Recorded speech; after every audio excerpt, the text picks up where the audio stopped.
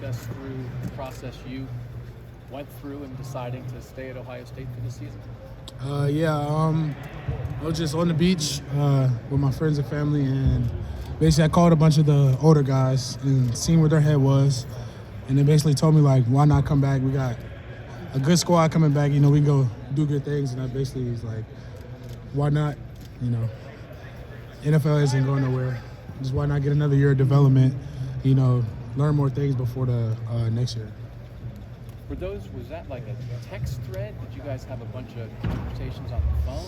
Did you get together in the same room? How did you guys talk about it? It was kind of over the phone and text messages. We never were, because we were out of, we had a little break before we went down there. So, we was just all communicating and letting each other know, like, what we wanted to do. And basically everybody said they wanted to come back. What does it mean when, you have to do what's best for yourself, right? What does it mean when you're talking to your teammates about it and maybe you guys are all kind of seeing things in a similar way? Does that have an impact on your decision? Yeah, definitely. That means we got confidence in each other. We were always one play short, one drive short, and we're just trying to take steps this year that we're a drive ahead, basically, and those big games at the end of the season, and I think we got the team to do it. How do you keep in perspective? Obviously, you have those games at the end of the season that you want to get to, but you got to put in the work here. You got to put in the work in fall camp. You've got all those games beforehand. How do you kind of not try and rush to get to that point where you want to make your mark? You definitely just got to take it step by step. You got to take it game by game. You can't never look down on your opponent because that's when you get beat. You just got to approach every game with that same mindset of you got to dominate, make the team want to not play you, basically. Just go big and just, ride it out, kind of. But what about even right now? So many of you guys have done this 3-4 years now, but you still have to put in the work to get to the season, right? So how do you keep kind of the focus on spring practice when there's obviously an ultimate goal there? It's not till next fall.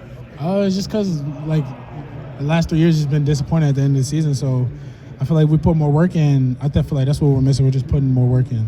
And you just got to do that throughout the summer, the spring, the fall, and then you just got to show it on the field.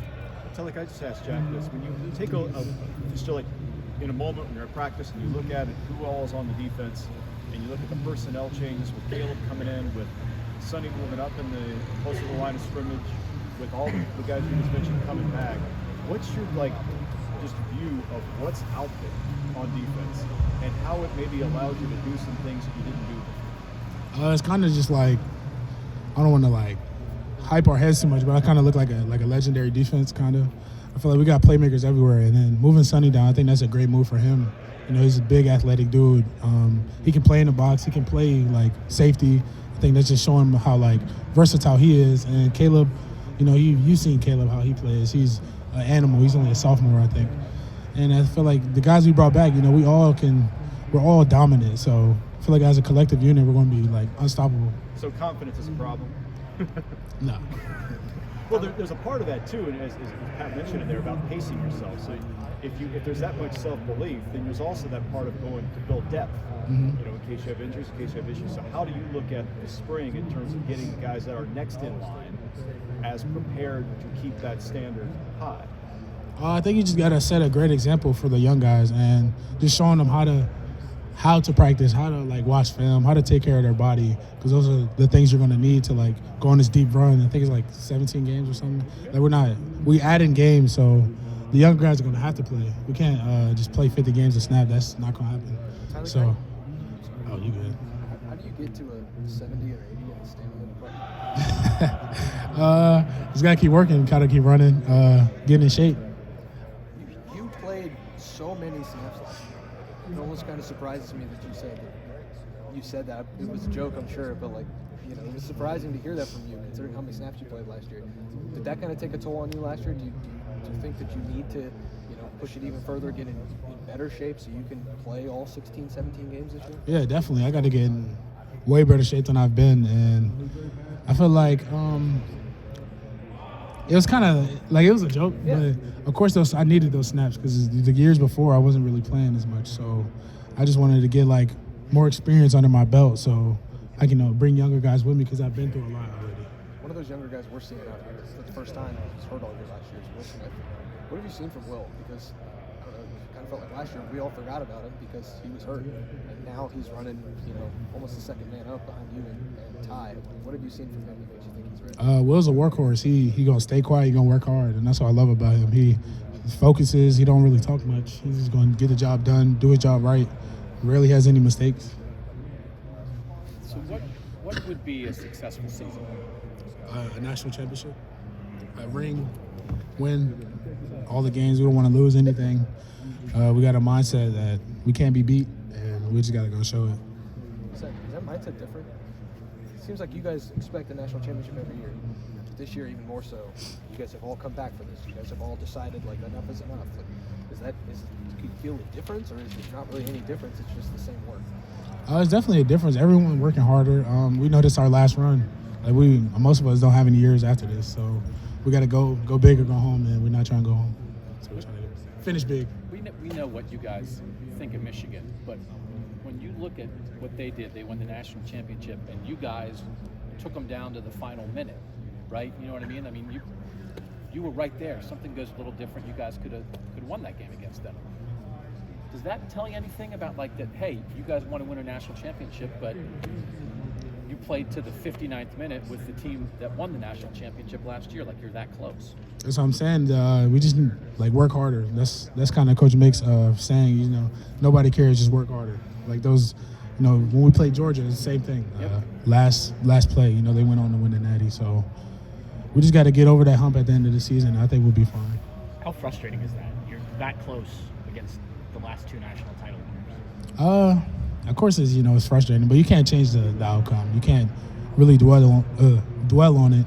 You just gotta, come back and work harder, do things better than you did last year, and hopefully the outcome will change. Yeah, is that as you get older, you kind of learn, I thought I was working hard, and then you always find out there's a little more you could have been doing? Yeah, definitely. I mean, that's what growing up is basically in college. I thought freshman year I was working as hard as I could, but now I look back at it, I really wasn't working hard at all compared to what I'm doing now. So just a learning thing. If the stamina is a 60 in the NCAA, what do you need it to be your best? Like, is it 75? Is it 80? 80, 85. I mean, it's all on me. I think it's a little higher. I was just trying to be funny, but I mean, it's all on me. I just got to run harder, get in shape. So this stamina, as you talked about it, it's been a thing. The idea of a potentially 16 or 17 game season, are you excited about that idea? Does it make you nervous about, can you last that long through a year? Where's your head at? I think I definitely can last. I was just, we got to get the young guys to come along with us. We can't play 50 snaps a game. That's just too much on our bodies.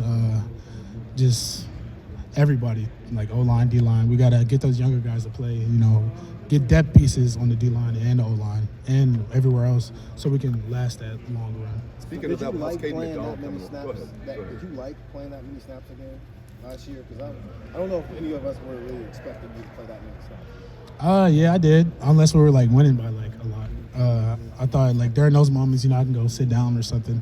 But when we're playing them big games Notre Dame, Team of North, those kind of games, of course I want to be in because I know I can contribute, and I wouldn't want to put that on anyone else when I know I can get the job done. What stands out about Caden McDonald? Is he a guy that can help you guys in his second year? Oh yeah, definitely. K-Mac's an animal. You haven't really seen it yet, but in practice he shows it all the time. He's growing right now. He has the work ethic. He just has to get, in the playbook and things like that. You guys are about the exact same size. Listed. You're both listed at 6'3". You're 327. He's 326. Yeah, very often. I kind of look at him like my junior, but K-Mac, he's gonna be a great player. He just gotta develop more and get in the playbook. So really a lot on you, older guys. There's that large group of young guys, and then there's the seniors that are back. Is that part of your task for this year to bring those guys along as well? Yeah, definitely. We got to be leaders. Like I said, we got to have them play this year. We can't just play all the snaps. They got to get in there and get some work, and we got to get them right during the off season so they can play, and not just play. They want to contribute, make plays, tackles, sacks, things like that. What stands out about these freshmen coming in? It seems like these guys get bigger. Each freshman class just looks bigger and bigger. Do those guys kind of wow you when you saw them the first time? Yeah, they're definitely some big dudes, and they all work hard. I haven't really seen much. It's only day 2 when I have no pads on, but throughout the workouts, they've been working hard. They're determined. I can say that, and it looks like they're ready to work to me. How important is it feels like there's a lot of great defenses that you have big, athletic defensive tackles who can eat up space but also move. You know, right? Is that a requirement maybe for a great defense to have guys like you that have some bulk but also have great feet? I think that is definitely. I think if you look at the last couple of national championship winners, like Team Up North, they got two good D tackles, two athletic D tackles. You look at Georgia, two athletic D tackles. So I think that's definitely a need if you want to go on that big run and beat those big teams.